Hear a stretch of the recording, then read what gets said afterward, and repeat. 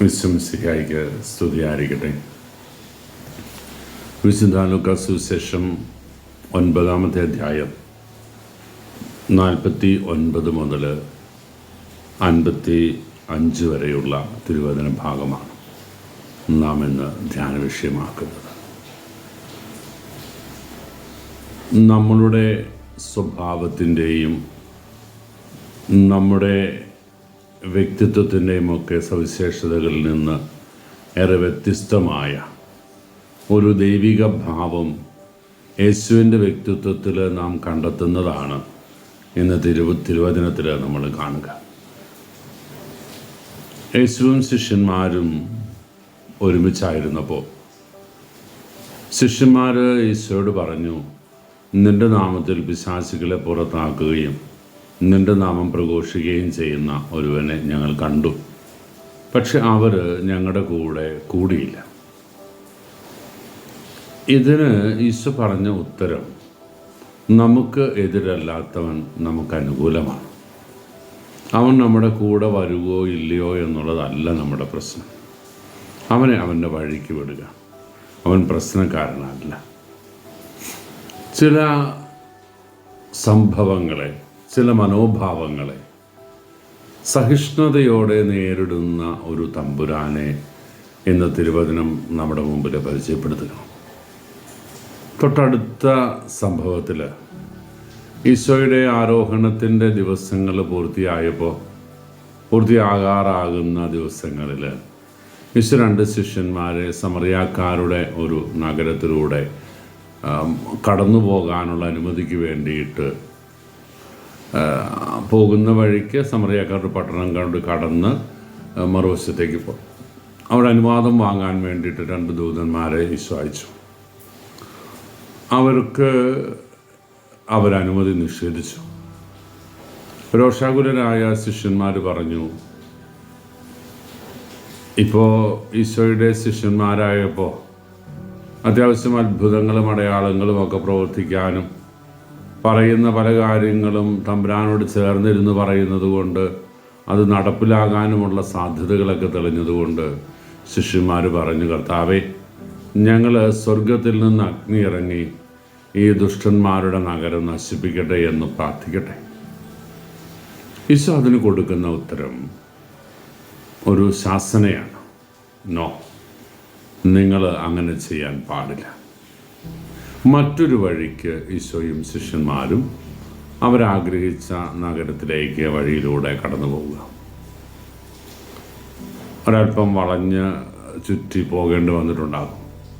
കുറുക്ക് വഴി ഒഴിവാക്കി മറ്റൊരു വഴിയെ പോകേണ്ടി വന്നിട്ടുണ്ടാകും.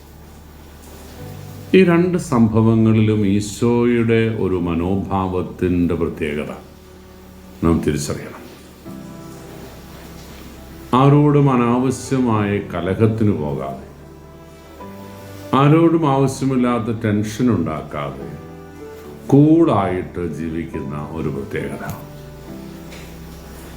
ചില വ്യക്തിത്വങ്ങളുണ്ടല്ലോ, ആരെ കണ്ടാലും പ്രശ്നം, ആരെ കണ്ടാലും വഴക്കാണ്, ആരോടും കയറി ഉടക്കും, കള്ളു കുടിച്ചാലും ഇല്ലെങ്കിലും ഉടക്കും, ചുമ്മാ കയറി പ്രശ്നം ഉണ്ടാക്കുക. ഇവിടെ ഈശോയെ നമ്മൾ ഒന്ന് തിരിച്ചറിയാനും ആ വ്യക്തിത്വത്തിൻ്റെ പുണ്യം നമ്മുടെ ജീവിതത്തിലേക്ക് ഒന്ന് സംശീകരിക്കാനും ആഗ്രഹിക്കും. ഇത് നിസ്സംഗതയല്ല, മറ്റുള്ളവർക്ക് ബുദ്ധിമുട്ടുണ്ടാക്കാതെ ജീവിക്കാൻ സാധിക്കും. ഞാൻ പലപ്പോഴും ഉദാഹരണമായി പറയുന്ന വിശുദ്ധ യോസേപ്പിതാവിൻ്റെ ജീവിതം ഉണ്ടല്ലോ. ഞാൻ മൂലം ആരും കരയാനിടയാകില്ല, ഞാൻ മൂലം ആരും കണ്ണീര് കുടിക്കാനിടയാകില്ല, വേദനിക്കാനിടയാകരുത്, ദുഃഖിക്കാനിടയാകരുത്. ഈ ഒരു വിശുദ്ധമായ ചിന്ത നമ്മുടെയൊക്കെ ഹൃദയത്തിൻ്റെ ഭാവമാക്കി മാറ്റാൻ ഈശോ നമ്മളെ ആഹ്വാനം ചെയ്യുക. എല്ലാവരെയും നന്നാക്കാമെന്നുള്ള ഉറപ്പൊന്നും നിനക്ക് വേണ്ട. നിനക്ക് ആഗ്രഹിക്കാം, നിനക്ക് പ്രാർത്ഥിക്കാം, നല്ല വാക്ക് പറഞ്ഞു കൊടുക്കാം.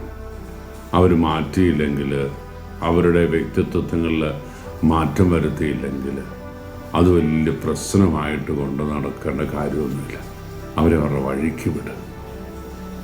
ചില കുടുംബങ്ങളിലൊക്കെ ഭാര്യയും ഭർത്താവും തമ്മിലുള്ള സംഘർഷങ്ങൾക്കൊരിക്കലും എന്താ പറയുക തീരണില്ല. ഭർത്താവ് കുടിച്ചിട്ട് വരുന്നു, ഭാര്യ ബഹളം വെക്കുന്നു. അടിയും പിടിയും വഴക്കും ബഹളവും മാത്രം. കല്യാണം കഴിച്ച അന്ന് മുതൽ തുടങ്ങിയ അടി 50-60 വർഷം കഴിഞ്ഞിട്ടും തുടരുക. ഈ മനുഷ്യന് ഈ കാലഘട്ടം കൊണ്ടൊന്നും നന്നാകണില്ല എന്ന് ഉറപ്പുണ്ടെങ്കിൽ ഈ ചെടുത്ത് ഇടികൊള്ളാതെ മര്യാദയ്ക്ക് മിണ്ടാതെ ഏതെങ്കിലും ഒരു മൂലയ്ക്കൊന്ന് ഇരുന്നൂടെ?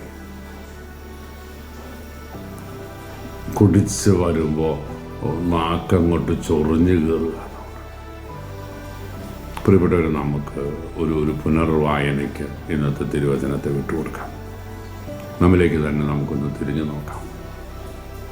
ചില കാര്യങ്ങളോട് കോംപ്രമൈസ് ചെയ്യാൻ, ചില കാര്യങ്ങളൊക്കെ കണ്ടില്ലെന്ന് നടിക്കാൻ, ചില പ്രതികരണങ്ങൾക്ക് അനാവശ്യമായ വില കൊടുക്കാതിരിക്കാൻ, അതിനെ അങ്ങ് വിട്ടേക്കാം.